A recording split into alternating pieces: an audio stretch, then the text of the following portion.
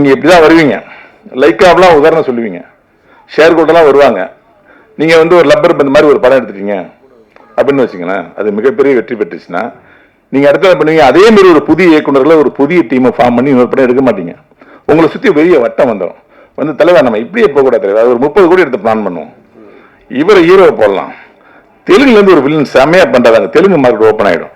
மலையாளத்தில் ஒருத்தர் இருக்கார், அவர் மாதிரி உலகத்தில் யாருமே நடிக்க முடியாது, அவரை போட்டலாம். ஒரு பேன் இண்டியா ரிலீஸ் பண்ணி ஒரு 30 கோடிக்கு படம் எடுத்தோம்னா ஒரு 300 கோடி தெரியலாமன்னு ஆரம்பிப்பாங்க. நீங்கள் என்ன பண்ணுவீங்க? எத்தனை நாளைக்கு தான் இப்படியே சுத்திட்டு இருக்குது, பையன் வேறு பெரிய பையன் ஆகிட்டான், வாழ்க்கையில் செட்டில் ஆகும்னு சொல்லி இந்த ஷேர் ஹோல்டர், நீங்க ஷேர் ஹோல்டர் தப்பு செஞ்சாலும் நான் தண்டிச்சு விடுறது வில்லியன் பியூர் இந்த பாலிசியெல்லாம் மறந்து நீங்க அந்த கிணத்துக்குள்ள குதிப்பீங்க. கடைசியில் என்ன பண்ணுவீங்க? ஒரு வருஷம் கழிச்சு கிணத்துல தண்ணியில எல்லாம் யாராவது காப்பாத்துங்க, யாருமே கை கொடுக்க மாட்டாங்க. இன்றைய வரைக்கும் என்னுடைய முதல் படத்துடைய தயாரிப்பாளர் ஆர்பி சௌத்ரியர்கள் தன்னுடைய பாலிசியிலிருந்து ஒரு நாள் கூட பேக் வாங்கினதில்லை. புதிய இயக்குனருக்கு தான் வாய்ப்பு கொடுத்திருக்காரு, தனக்கு என்ன பட்ஜெட்டோ அதுக்கு தான் படம் பண்ணியிருக்காரு. கை மீறி ஒரு நாள் பட்ஜெட்டை போக விடுறதே கிடையாது.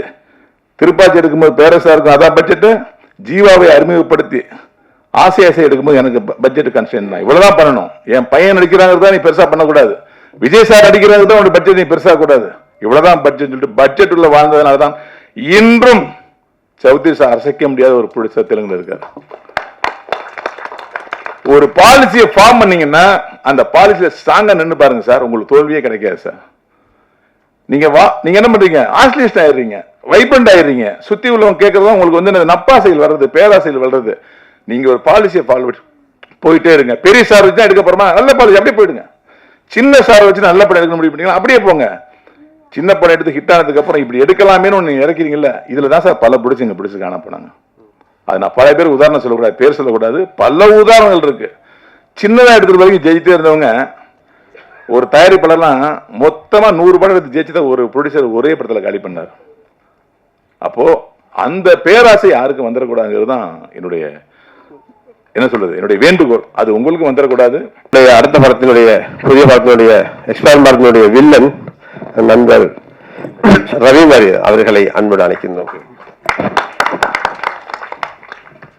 இந்த மாலை இந்த இரவு நேரத்தில் இந்த பிட்பாவின் அமர்க்கலமான சினிமா தொடக்க விழாவிற்கு வருகை புரிந்திருக்கின்ற உங்கள் அத்தனை பேரையும், குறிப்பாக பத்திரிகை சகோதரர்கள், ஊடக நண்பர்கள், வலைத்தள இணையதள நண்பர்கள் அத்தனை பேருக்கும் என்னுடைய மனமார்ந்த வணக்கத்தை தெரிவித்துக் கொள்கின்றேன்.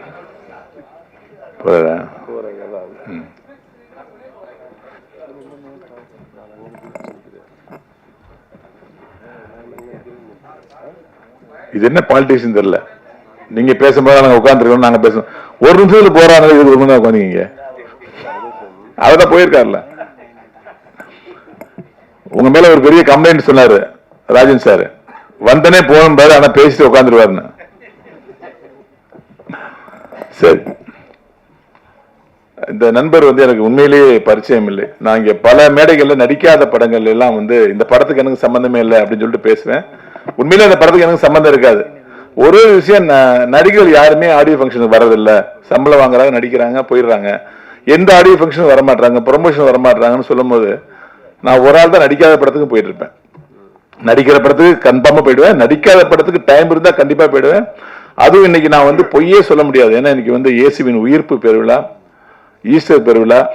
இதுல நான் நைட்டு ஃபுல்லா சர்ச்சில் இருந்துட்டு பகல்ல தூங்கலான்னு தான் பிளான் பண்ணேன். எங்க வீட்டுல நிறைய பேர் கெஸ்ட் வந்துட்டாங்க, சாயங்காலமா தூங்கலான்னு பார்த்தா இவர் மதியமே போன் பண்ணி பேசினாரு. அவர் பேசுனது எதுவுமே எனக்கு மைண்ட்ல ஏறல, ஒன்னே ஒன்று ஏறிச்சு, அவர் இலங்கை தமிழர் இருக்கிற விஷயம். நம்ம தமிழருக்கே நம்ம நிறைய ஹெல்ப் பண்ணுவோம், இலங்கை தமிழருக்கு நம்ம என்ன ஹெல்ப் பண்ண முடியும் சொல்லுங்க, அட்லீஸ்ட் இந்த மாதிரியாவது ஹெல்ப் பண்ணுவோம். அப்படிங்கிறதுனால தான் இந்த விழாவுக்கு நான் வந்தேன். வேட்டைக்காரன் ஒரு படம் பார்த்துருப்பீங்க எல்லாருமே.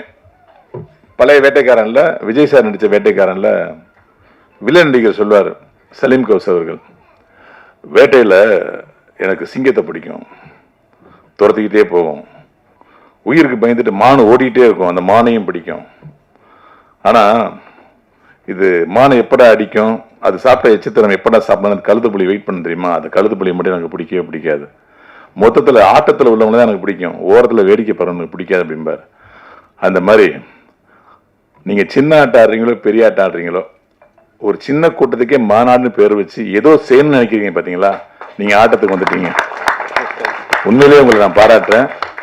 தக்ஷன் சார் உண்மையில அவர் பேசும்போது தன்னம்பிக்கைக்கு மிகப்பெரிய புத்தகமே போடலாங்கிறவருக்கு ஒரு சின்ன உதாரணத்தை மாங்காய் ஒரு உதாரணம் சொல்லும் போது எனக்கு உண்மையிலே உங்க மேல பெரிய ஒரு அட்டாச்மெண்ட் வந்துச்சு சார். அதே மாதிரி அபூர்வ சோதரில் படம் பாத்தீங்கன்னா அதுல குள்ள பூ கமல் சார் வில்லன் கேட்பாரு, துளியோண்டு இருக்கிற உன்னா என்னடா பண்ண முடியும், என்ன மிரட்டுற அப்படிம்பாரு. அதுக்கு குள்ள கமல் சார் சொல்லுவாரு, திருக்குறள் கூட தம்மா துண்டு, அதுக்குள்ள எவ்வளவு விஷயம் இருக்கு அப்படிம்பாரு. அது மாதிரி தம்மா துண்டா தான் ஆரம்பிக்குது இந்த விட்பா. ஆனா இதுக்குள்ள எவ்வளவு பெரிய விஷயம் இருக்குன்னு அவருடைய பேச்சுல அவருடைய நம்பிக்கையில எனக்கு தெரிஞ்சது. அவர் ஒரு உணர்ச்சி வசப்படுற ஆளா இருக்கலாம். யாருக்கு உண்மையிலேயே உணர்ச்சி வசப்படுற கேரக்டர் இருக்குன்னா உண்மையா இருக்கவங்களுக்கு தான் வரும். பேரரசா இருக்காரு, பேரரசாருக்கு ஒரு பெரிய நோய் இருக்குன்னாரு, அது உண்மைதான். என்னன்னா அவர் உண்மையா இருப்பாரு, உண்மையை பேச நினைப்பாரு. உண்மையை பேச நினைக்கும் போதெல்லாம் பெரிய சலசலப்பு வரும், டென்ஷன் ஆகி கத்தி, நான் பேசும்போது நீங்க பேசுறீங்களா, அமைதியா மாட்டீங்களா. சம்டைம் நான் பத்திரிகையாளரை பத்தி ஒரு பேசின வீடியோ நான் பார்த்தேன். நீங்க போன போங்க கிளம்புங்க அப்படிலாம் சொன்னாரு. நாங்க ஈசி மீட்டிங்ல அப்படித்தான் நம்ம காரசாரமா பேசிட்டு இருக்கும்போது அவர் பேசும்போது மட்டும் பாத்தீங்கன்னா எல்லாரும் பேசுவாங்க, எல்லாரும் டென்ஷனா கத்துவாங்க. அது உங்களுக்கு பிடிச்சதால பண்றாங்க சார். சார் எதையும் மன்னிச்சுட்டு பண்றாங்க. அந்த மாதிரி திங்க் பிக் அப்படின்னு சொல்லுவாங்க. எனக்கு ரொம்ப பிடிச்ச வாசகம் ஆங்கிலத்தில் எவ்வளவு வாசகம் இருக்கு, லைஃப் இஸ் பியூட்டிஃபுல் மாதிரி எவ்வளவு வாசகங்கள் இருக்கு. அதுல திங்க் பிக் அப்படின்னு ஒரு வார்த்தை இருக்கு, எண்ணுபவற்றை பெரிதாக எண்ணு அப்படின்னு. நான் ஒரு சின்ன படம் பண்றேங்க. என்கிட்ட நிறைய பேர் டைரக்டர் போன் பண்ணும்போது, ஒரு ப்ரொடக்ஷன் பண்ணதெல்லாம் பண்ணும்போது, சார் வணக்கம், இந்த மாசம் ஒரு 10 நாள் டேட் வேணும் அப்படின்னு ஆரம்பிக்க மாட்டாங்க. சார் சின்னதா ஒரு படம் பண்றோம் அப்படிம்பாங்க. எனக்கு கோவம் வரும். ஏன்னா சின்னதா படம் பண்றேன்னா அவங்க என்ன சின்னதா பட்ஜெட் கேளுங்க அப்படின்னு என்னை அறிவுறுத்துறாங்கன்னு எனக்கு தெரியும். நான் சொல்ல, நீ அப்படி சொல்லாதீங்க, சின்ன படம் பெரிய படம் எல்லாமே ரிலீஸ் ஆனதுக்கு அப்புறம் தான் தெரியும். கொஞ்ச நேரத்துக்கு சொன்னார்ல, எத்தனையோ பெரிய படங்கள் மத்தியில் சின்ன படங்கள் நிறைய படம் வந்திருக்கு. குறிப்பா நான் பாத்தீங்கன்னா பெரிய படங்களே நீங்க பார்க்க முடியாது. நம்ம பத்திரிகை நண்பர்லாம் இருக்கீங்க, சின்ன படங்கள் தான் இருப்பேன். அந்த சின்ன படங்கள்ல 3வது கேரக்டர் 2வது கேரக்டர் தான் இருப்பேன். அதிரி புதிரி காமெடி பண்ணி உங்களை எல்லாரையும் சிரிக்க வச்சிருக்கேன். பெரிய படங்கள் மேக்சிமம் என்ன பண்ணுவேன்னா நிறைய அழைப்பு வரும், நமக்கு பெருசா அங்க பெரிய ஸ்கோப் இருக்காதுங்கிறதுனால நான் அதை அவாய்ட் பண்ணிருக்கேன். நிறைய படங்களை, பெரிய பெரிய படங்களை அவாய்ட் பண்ணிருக்கேன். அது ஏன்னா அட்லீஸ்ட் சின்ன படங்களை நம்ம என்னது எலிக்கு தலையா இருக்குமே புலிக்கு வாழா இருக்கு வேணாம் அப்படின்னு சொல்லிட்டு நம்ம நடிக்கிறது இல்லை. அது மாதிரி சின்ன படங்கள் நான் நடிச்ச படம் எல்லாமே ஹிட். நீங்க பார்த்தா மனங்குத்தி பறவை, தேசிங்க ராஜா, கூர்கா, வேலனுட்டா வெள்ளக்காரன், வெயில், மாயாண்டி குடும்பத்தார், கோடிப்பாளையம், சண்டை, பழனி, சால்டர்ஸ் எல்லாமே சின்ன படம் தான்.